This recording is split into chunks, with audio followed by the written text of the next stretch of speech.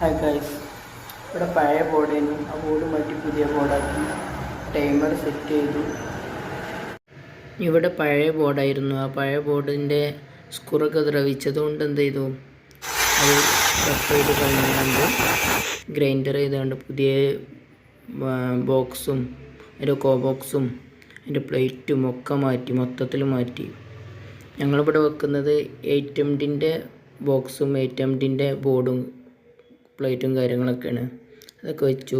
അതിൻ്റെ കണക്ഷൻ ചെയ്തുകൊണ്ടിരിക്കുകയാണ്. പിന്നെ അതിൻ്റെ കണക്ഷനൊക്കെ ഏകദേശം റെഡി ആയിട്ടുണ്ട്. പഴയ പോലെ തന്നെ ചെയ്തു. അങ്ങനെ കംപ്ലീറ്റ് ആക്കി. ഫാനിൻ്റെ കണക്ഷൻ കൊടുത്ത് ഫാനിൻ്റെ റെഗുലേറ്റർ പഴയ മോഡൽ ഒഴിവാക്കി പുതിയ മോഡലാക്കി.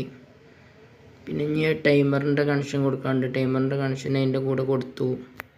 എല്ലാം ക്ലിയറായി, ഫുൾ റെഡി.